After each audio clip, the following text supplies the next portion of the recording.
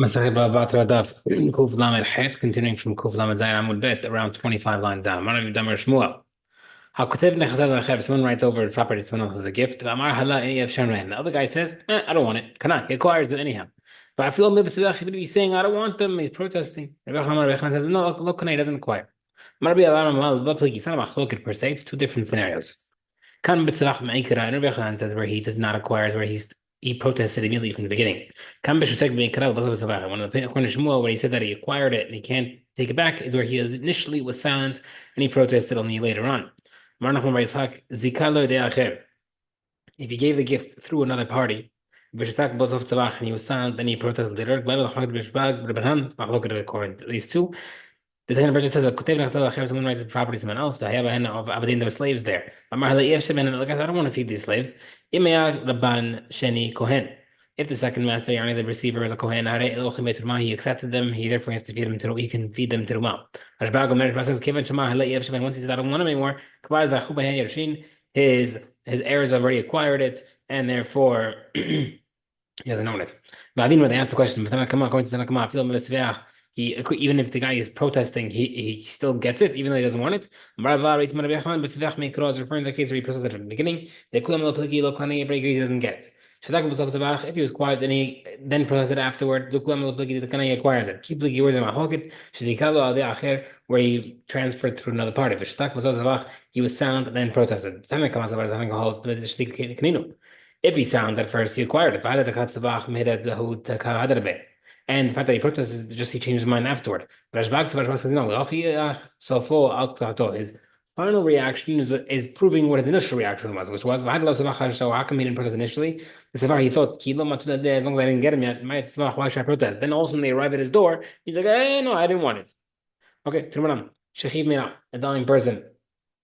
Shemar that he said, Tanuma, Tanuma, give $200 to one guy. The Puni give $300 to Shemon. Rabbi the Puni give $400 to Levi. In Omrin, we don't say whoever gets it first acquires all. Rather, they all get it at the same time.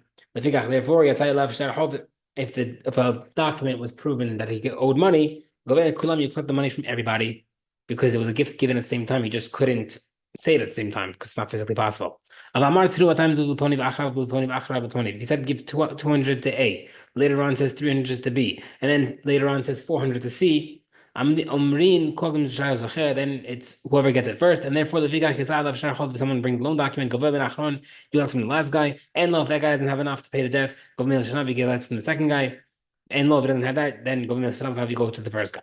Okay, Trabran. Shimon Hashamar, if dying person said, Tanuma times Bani Bechor Karauilo. Give $200 to my firstborn son as is benefiting for him, befitting for him. He takes it in addition to his firstborn portion. If he says it in his firstborn portion, he doesn't take both. He gets the upper hand, which means if he wants to take 200 zuz instead of his bechor, he can. Or he could take his firstborn portion.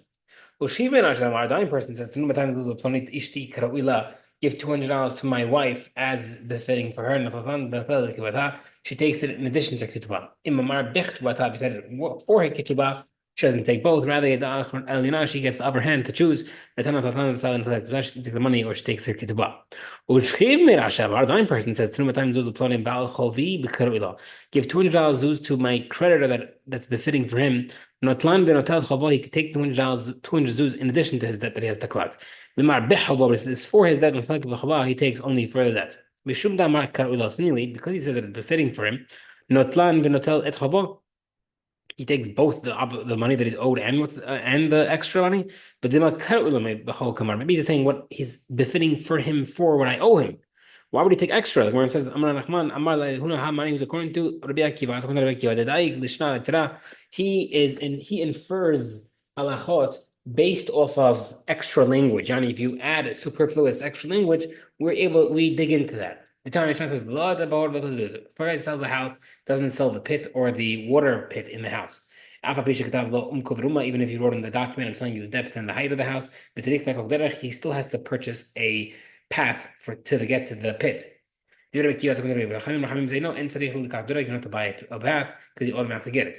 But Rabbi Akiva agrees, it would agree. If he said, I'm selling you the house except for the pit, which he didn't have to say in the first place, he doesn't have to buy a path.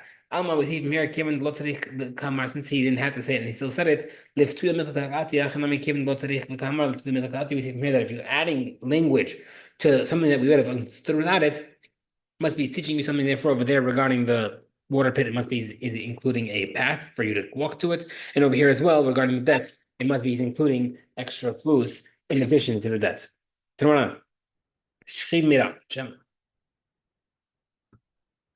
A guy who's dying said to in front of witnesses, Shamar, Manili Shieshli Etzel Ploni, the money that I owe so and so, you owed me $100. Ha'edim Kutvin, Reuven owed me $100. The witnesses write it down. Even though they don't necessarily know it's true. Therefore, when he collects, is to bring proof in Bedin. Achim say no different. You don't write it down unless you know it's true. Therefore, once it's already proven that it's true, if he goes to Bedin, he has not to prove it anymore because it must have been proven already. He says the opposite. The mayor holds that you don't write it unless you know it's true. And say no, you write it down even if you don't know it's true. Rabbi said, he was nervous because Betin might make a mistake by not requiring a proof. Therefore, don't write it down unless you know it's true. He says, hold on a second. We're not worried about Betin making a mistake. And therefore, write it down if you know if it's true and check it out afterward. Says, you can't do chalitza in Betin. Unless Betin know what's going on. If the chalitza was good. In Mamanin, you don't do mi'un. Mi'un's a special halacha that a girl who was working for someone underage and then she turns 12. If the master had married her, she can get out of the marriage by doing mi'un. She can refuse the marriage, uproot it.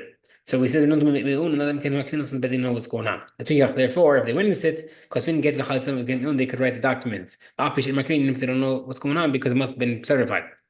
My tama, seemingly we're worried about Bedin making a mistake. That's why we don't want to do it.